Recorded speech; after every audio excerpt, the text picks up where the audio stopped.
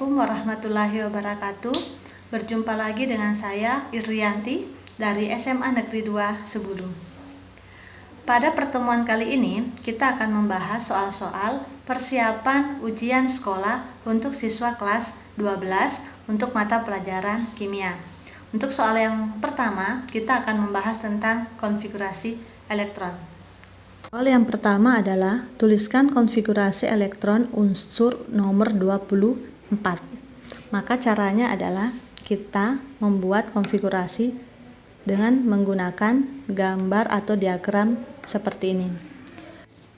Kita tulis 1S2, kemudian 2S2, habis 2S2 itu 2P6, jadi naik ke atas 2P6. Habis 2P6 dia turun 3S2, kemudian 3P6 ke 3P6 baru kemudian 4S2, setelah itu 3D berapa? Kita hitung sekarang. Ini 2 tambah 2 4 tambah 6 10. Ini 18 sudah 20. Berarti karena 24 sisa 4. Nah, sekarang untuk aturan subkulit D adalah harus setengah penuh. Jadi dia harus setengah. Jadi dia harus setengah penuh atau dia harus penuh.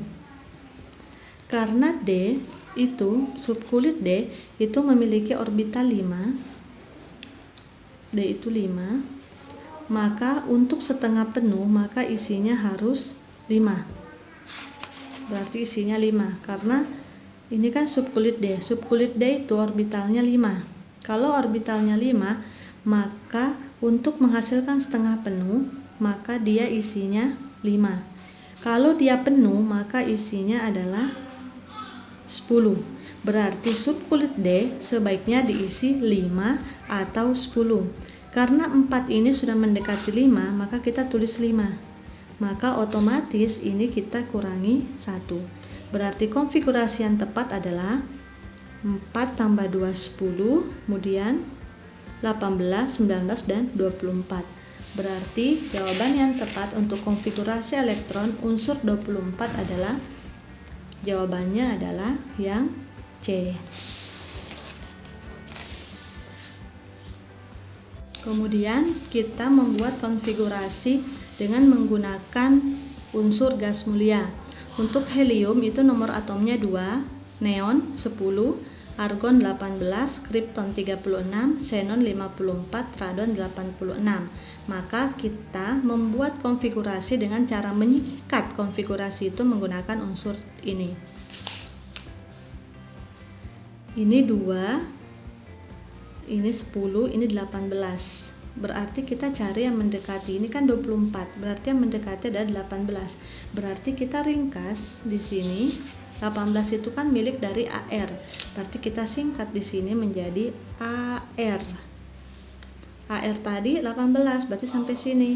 Sisanya kita tulis. Berarti konfigurasinya 3 AR, 4S1, 3D5.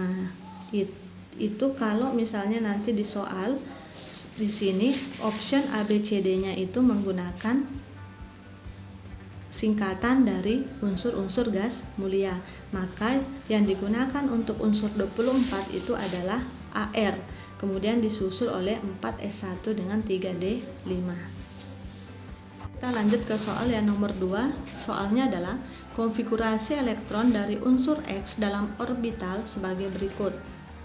Ini gambarnya. Kemudian ditanyakan dalam sistem periodik itu berada pada golongan atau periode berapa. Berarti kita tulis dulu konfigurasinya.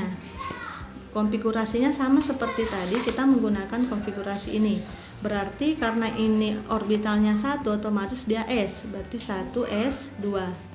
Kemudian ini S lagi, berarti 2S2. Ini orbitalnya ada 3, berarti ini P, berarti 2P, isinya berapa? Ada 6, 1, 2, 3, 4, 5, 6, tulis 6. Ini S berarti, kalau S berarti 3S, isinya berapa? 2. Ini berarti karena orbitalnya ada 3, berarti ini P, berarti 3P. Ini jumlahnya berapa? 3. Berarti 1s2, 2s2, 2p6, 3s2, dan 3p3. Setelah itu kita tulis golongan dan periodenya. Untuk membuat periode, maka lihat kulit yang terluar atau yang paling besar angka depannya. Berarti 3. Berarti dia periode 3. Otomatis kita sudah tahu jawabannya adalah E, tapi kita buktikan golongannya. Untuk mencari golongan, maka lihat kulit yang terluar. Kulit terluarnya kan 3, ini ada 2. Berarti pada kulit terluar ada berapa elektron? Ada 2 ditambah 3, berarti ada 5. Otomatis golongannya adalah 5A. Kenapa A? Karena dia S dan P. Kalau dia B, kalau nanti ketemu S dan D.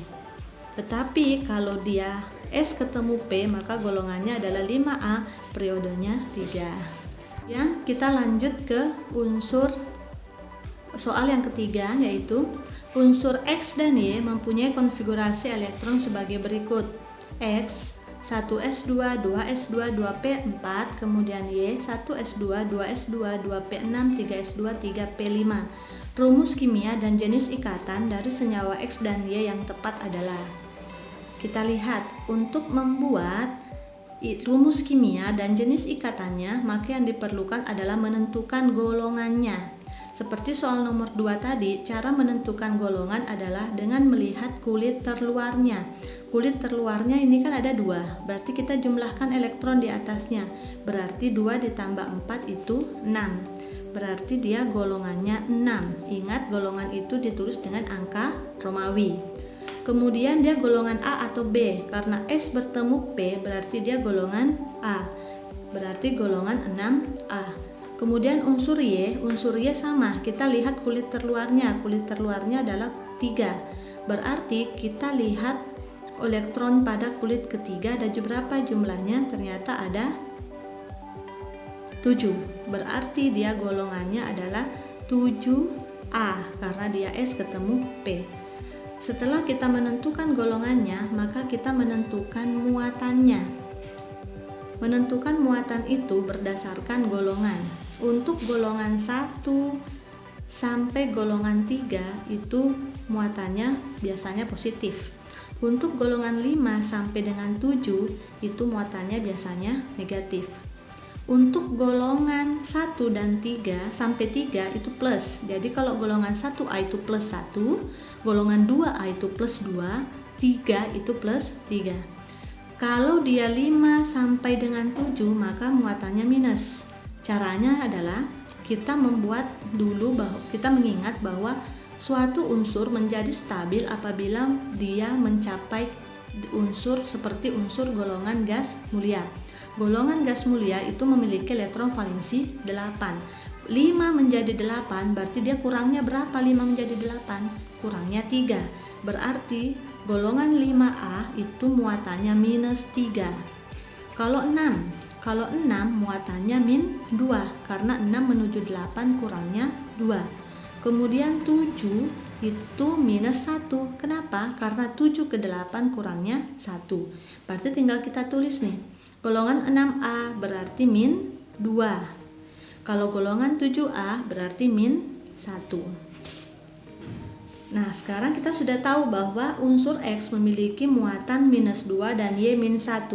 Untuk membentuk suatu ikatan kimia, maka jumlah antara X dan Y itu harus sama. X itu mempunyai muatan min 2. Dia harus berikatan dengan Y yang hanya memiliki muatan min 1. Ini kan tidak sama nih. Muatan mereka itu harus sama. Ini X ini punya muatan 2, Y cuma punya 1. Berarti supaya mereka bisa sama-sama 2, maka Y-nya harus dikali 2. Berarti X, Y, 2-nya pindah menjadi indeks.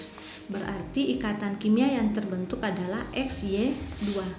XY2 itu ada 2, ada C atau D. Perbedaannya adalah kovalen dan ionik. Nah, sekarang ikatan kovalen itu adalah ikatan antara non-logam dan non-logam. Kalau ikatan ionik itu ikatan logam dan non-logam. Atau non-logam atau kovalen itu adalah non-logam dengan non-logam, atau ikatan antara yang sama-sama membutuhkan elektron. Berarti yang non-logam itu yang minus. Jadi yang non-logam yang minus, yang positif itu adalah logam. Golongan 6A dengan golongan 7A sama-sama minus, berarti sama-sama non-logam. Berarti ini adalah ikatan kovalen. Karena X itu non-logam, Y itu juga non-logam. Berarti XY2 itu adalah ikatan kovalen dengan ikatan kimia XY2.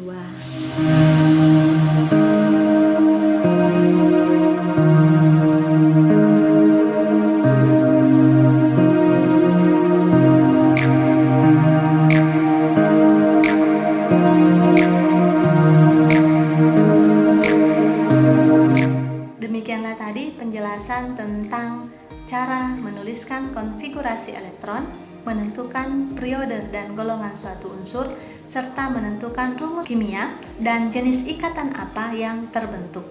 Semoga bermanfaat buat anak-anakku yang sedang mempersiapkan ujian sekolah.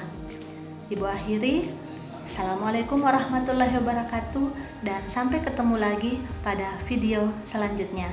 Jaga kesehatan, tetap semangat, salam smart, keep spirit on.